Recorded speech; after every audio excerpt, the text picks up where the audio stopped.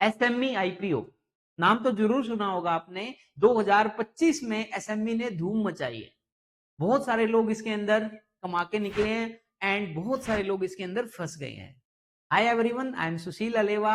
आज इस वीडियो में हम डिस्कस करेंगे कि एसएमई आईपीओ के क्या क्या नुकसान हैं, एसएमई आईपीओ के क्या क्या फायदे हैं, क्या ये एक बबल है या एक इन्वेस्टमेंट अपॉर्चुनिटी है। देखते हैं इस वीडियो में। तो एसएमई आईपीओ बेसिकली है क्या, सबसे पहले ये समझते हैं। अगर आप स्टॉक मार्केट में थोड़ा सा डीप जाएंगे तो आपको पता चलेगा कि प्राइमरी मार्केट के भी यहाँ पे दो टाइप के आईपीओ होते हैं।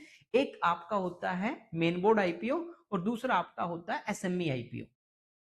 एसएमई आईपीओ मोस्टली जो कंपनियां छोटी कंपनी हैं 10 करोड़ से लेके 100 करोड़ रुपए तक लगभग इनका एक एवरेज टिकट साइज आता है जो उठाते हैं। कुछ रिलैक्सेशन इनको यहाँ पे नॉर्म्स में मिल जाता है तो दैट ये ग्रोथ पे काम कर रहे हैं, प्रॉफिटेबिलिटी अभी इनकी आई नहीं है, आएगी। तो ऐसे आईपीओ को एसएमई आईपीओ कहा जाता है। अब एसएमई आईपीओ ने 2025 में बहुत सारा उल्टफेर किया है। कुछ आईपीओ मल्टी बैगर्स हो गए, कुछ ने नीचे से टॉप किया, कुछ ने ऊपर से टॉप किया। तो हमने सोचा चलो इसके ऊपर एक वीडियो बनाते हैं और लोगों को एक्चुअल पिक्चर दिखाते हैं कि एसएमई कितने अच्छे हैं या कितने डेंजरस हैं।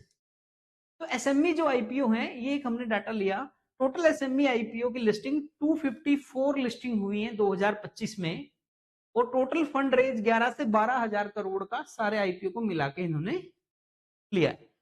अबो इशू प्राइस 120 था, बिलो इशू प्राइस 132 था। इट मींस कि 132 इशू ऐसे थे जो अपने आईपीओ के रेट से भी नीचे खुले हैं। जो इनकी लिस्टिंग है 132 आईपीओ ऐसे हैं जिनकी लिस्टिंग नीचे हुई है।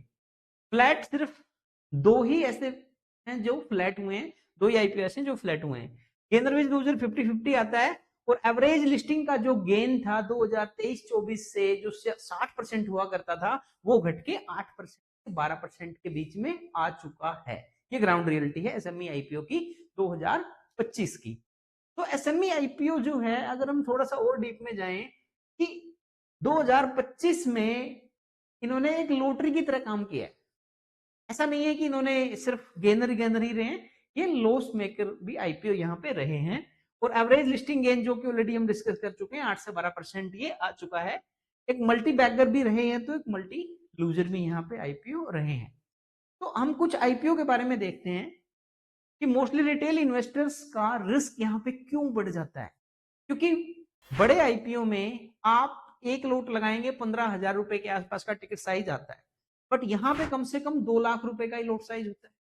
तो टिकट साइज वैसे बढ़ गया, यहाँ पे रिस्क बढ़ जाता है। दूसरा, इनकी वैल्यूएशन को लेके खतरा है, वो आगे स्लाइड्स में हम आपको दिखाएंगे कि इनके बड़े एग्रेसिव डिस्क्लोजर होते हैं।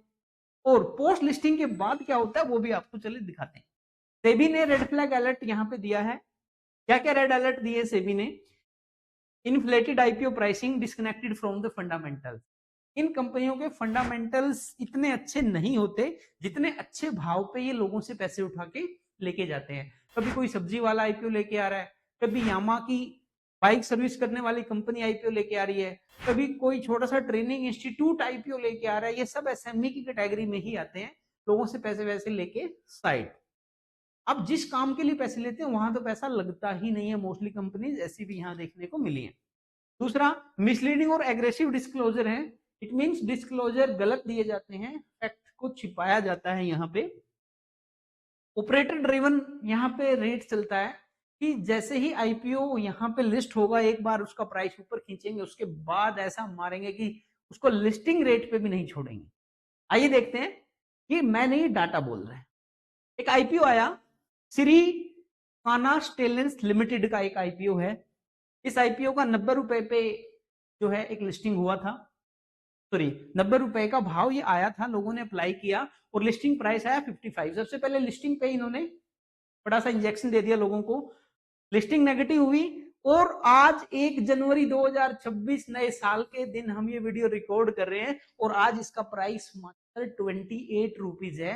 अगर किसी ने ये छोड़ दिया कि चलो यार देखा जाएगा बाद में बेच देंगे, अभी लिस्टिंग 90 पे होनी थी, 90 से ऊपर होनी थी, बट वो 55 पे हुई है, तो उसका पैसा तो 70% डूब चुका है। दूसरा देखते हैं। दूसरा यहाँ पे एक आईपीओ है वोलेंसिया इंडिया 55 पे ही आईपीओ आया और 55 ही चला। चलो लिस्टिंग गेन नहीं दिया ये मान लेते हैं, बट आज 1 जनवरी 2026 को स्टॉक का प्राइस 20 रुपए पे बंद हुआ है। गलती से भी अगर आपने एसएमई आईपीओ की डिलीवरी ले ली, छोड़ दी और 1 साल के बाद देखा या 6 महीने के बाद देखा, तो हालात आपके सामने है। बट सारे लूजर नहीं होते, कोई मल्टी बैगर भी होता है। एक मल्टी बैगर मुझे यहाँ देखने को मिला जो देख के बड़ा अच्छा लगा, और टैंककूप के नाम से ये आईपीओ था, फ्यूलिंग योर ग्रोथ। अब ये आईपीओ 140 पे आया, 182 पे इसकी लिस्टिंग हुई, अलॉटमेंट 140 पे हुई, और आज ये आईपीओ देख के मुझे बड़ी खुशी हुई कि 730 पे मिला। तो गाइज फंडा बड़ा क्लियर है। अगर आप एक रिटेल इन्वेस्टर्स हैं, एक आम आदमी है, आपका रिस्क एपेटाइट लो है, आपको चीजों की वैल्यूएशन की समझ नहीं है, इंडस्ट्री की डीप नॉलेज नहीं है, तो आप एसएमई आईपीओ अप्लाई मत कीजिए। मेन बोर्ड के आईपीओ में टिकट साइज छोटा है और यहाँ पे लॉस होने के चांसेस कम है, बट एसएमई आईपीओ में लॉस होने के चांसेस, रिस्क एपेटाइट दोनों बड़े हैं। उसके पीछे रीजन मैंने आपको बताया कि टिकट साइज बढ़ जाता है और चीजें ओवर वैल्यूड हैं, ये सभी को पता है।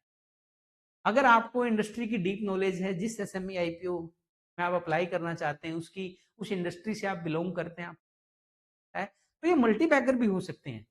बट मोस्टली केस में हमने देखा है कि यहाँ पे आदमी लूजर ही रहता है, क्योंकि जब गेन आता है जब तो वो फटाफट बेच के निकल जाता है, और जैसे ही आपने होल्ड किया एसएमई आईपीओ तो आप फंस गए। 50 रुपए के भाव पे लिस्टिंग जो है अलॉटमेंट हुई, लिस्टिंग 40 रुपए पे हो गई, तो आपने सोचा कि 10 रुपए का लॉस है, थोड़े दिन में कवर हो जाएगा, उसके बाद पता चलता है वो 20 रुपए। तो एसएमई आईपीओ से आप अगर रिस्की प्लेयर हैं तो ही आप अप्लाई करें, नहीं तो आप अप्लाई ना करें।